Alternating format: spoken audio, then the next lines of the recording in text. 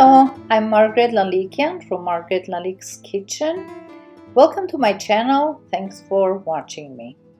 Today I'm going to share with you my mom's recipe for Armenian Boreg. Pretty much most nationalities make Boreg, but they call it something different. Like Spanish call it empanadas.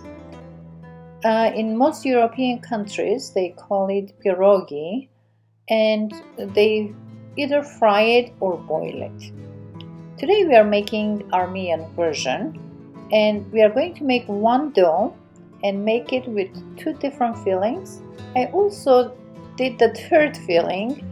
I also made something sweet for a dessert. So I'll share the recipe with you. I hope you'll watch it through the end and you will love it and you'll make it as well. We Armenians make many different types of boreg. We make it in the oven, we fry it, we bake it, you name it, we make it. But today we are going to make it with homemade dough and we are going to fry it. This is the most well-known one. Ever since I've been a child, my mom used to make this one, and once we came to America and the versions of Burek has changed and we make many different types because there are a lot of many other doughs available in the market, so we can make it easily. So today we are going to make the dough that we are going to make at home, and this will be homemade from beginning to end. Please follow me. I'm going to start my dough with 3 tablespoons of homemade yeast. I made this yeast a while back and I keep on adding to that and it's growing. I will show you how to make yeast in a different episode. I have added 3 tablespoons of yeast, 1 tablespoon of sugar, 4 ounces of water, 4 tablespoons of flour, 1/4 cup of vegetable oil. I'm mixing it just to start the yeast and to activate the yeast and to start the dough. I have waited half an hour. Now I'm adding another half a cup of water and I'm going to start the dough. I'm adding flour gradually and I'm mixing it, and I'm going to do this until I feel that the dough is ready to be kneaded. While you're adding the flour, also add a little bit of salt. I would say about half a teaspoon of salt, and continue mixing it. I'm going to add 2 more scoops of flour to this, and then it will be ready to be transferred to the countertop for hand kneading. Once you get this consistency, you can transfer it to your countertop and continue kneading it by hand. I have sprinkled the flour on the countertop and I'm transferring the dough so I can knead it by hand. I forgot to mention, if you don't have homemade yeast, you can also use 1 package of dry yeast or any kind of yeast that you have.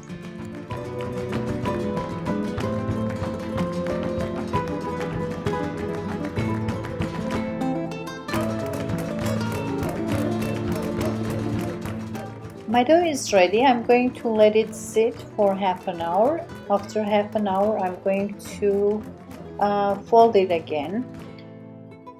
I'm going to put it in a bowl. I have, as you can see, I have oiled now I put some vegetable oil. And I'm going to let it sit for about half an hour.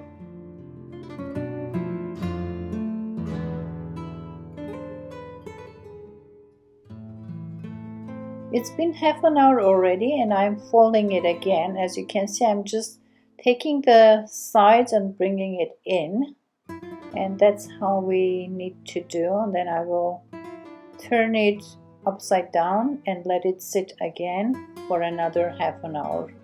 I will repeat this process for another 2 to 3 times.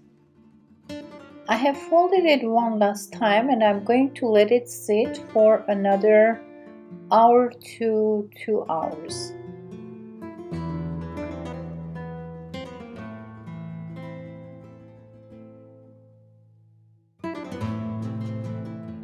My dough is ready and I'm going to fold it one last time, set it aside and start working on my fillings.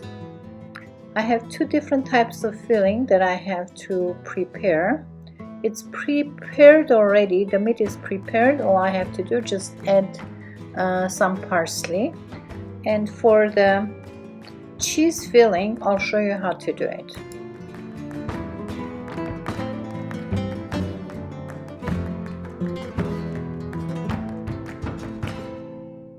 We usually make this ground beef filling a day in advance, so it will be, you can make it the same day too, but it's preferable that it's been made prior and it's completely cooled down and it's cool.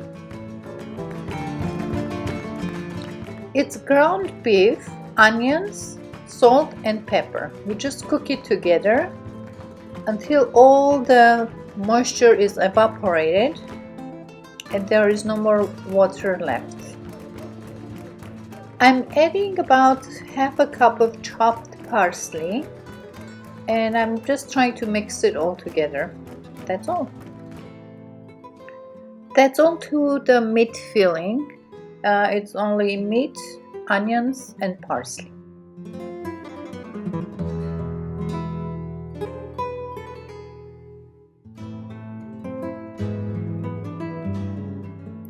I'm grating some feta cheese and mozzarella cheese. I'm using about 1.5 cup of feta and 1 cup of mozzarella cheese.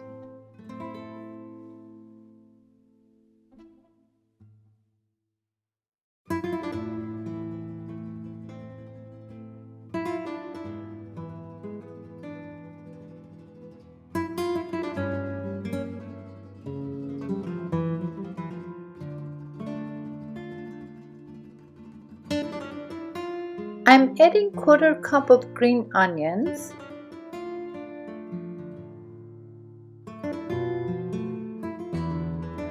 and black pepper.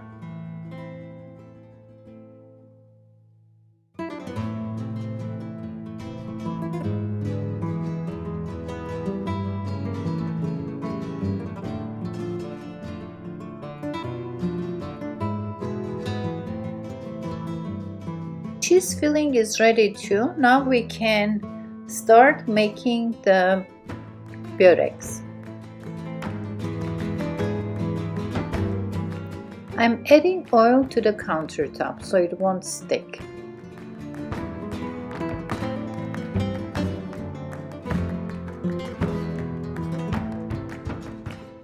I'm going to divide the dough to 16 equal parts. I'm dividing into halves and then halves again until I get my 16 equal parts.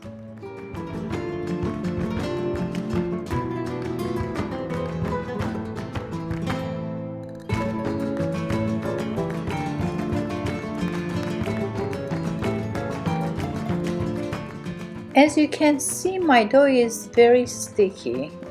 I have to use oil on my hands so it won't stick to my hands.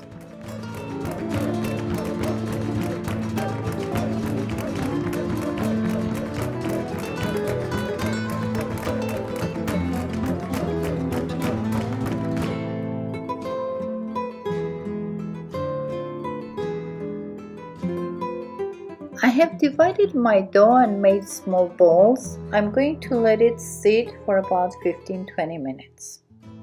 20 minutes had passed and now we are going to make our bureks.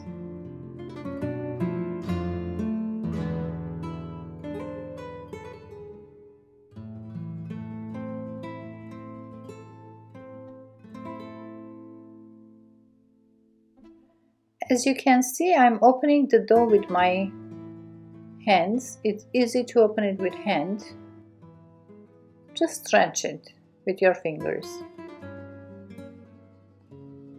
Don't make it too thin because the filling might come out of it.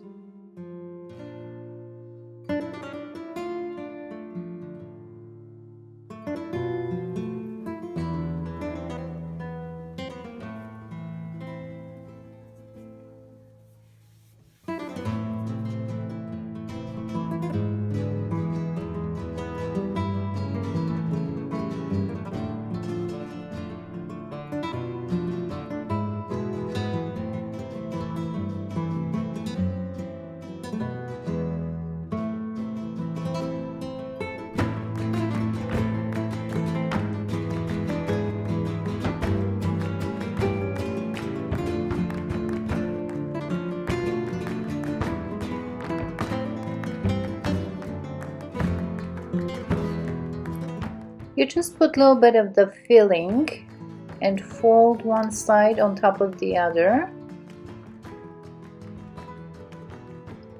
and shape it.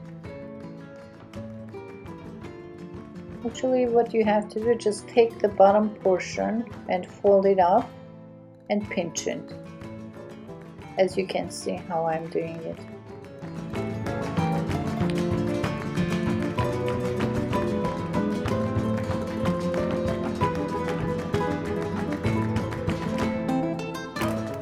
I'm doing another one so you can get a better idea how to fold the sides. If you have done it before, you know how to do it. It's just that this is for someone who hasn't done it before, and if you want to try it, this is how you fold it. See, I'm taking the bottom portion and folding it up. By the way, I want to mention that my recipes are in Armenian and English, and it's down below in the description section. I'm making the cheese burek. I decided to shape it a little differently. It's up to you. You can do the same shape if you want to fold the sides the same way, or you can do it a little bit different so you can identify which is which.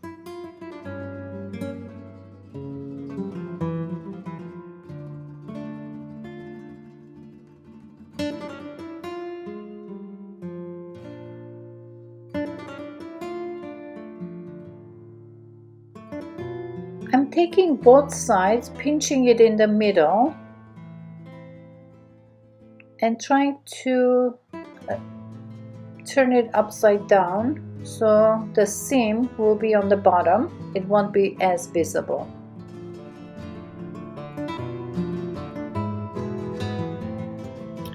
Make sure you pinch the seams because it might open while you're frying it, so make sure it's completely sealed.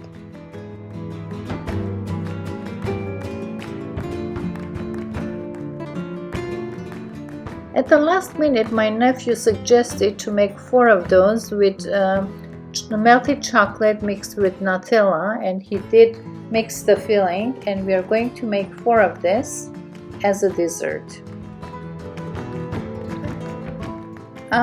Just to mention it, you can use this dough for other kind of fillings. It doesn't have to be cheese or meat. You can fill it with fruits or anything you wish, or you can even make a bread with this dough.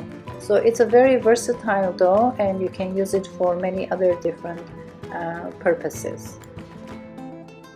Our bureks are ready, and we are going to deep fry it. To deep fry it, you need a pan full of vegetable oil. Make sure it's very, very hot and be very careful with it. It's very dangerous, and keep the children away when you're doing it.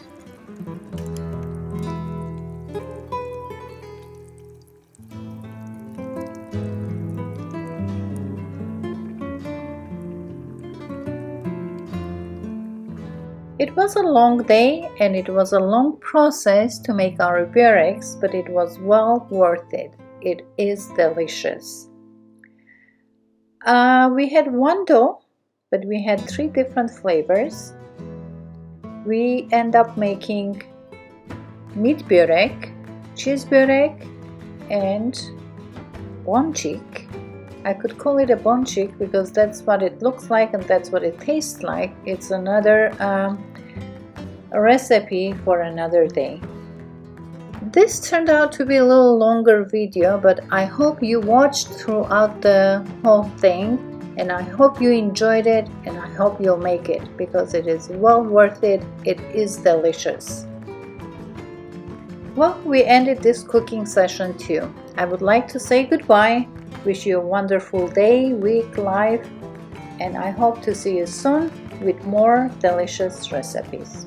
Bye bye.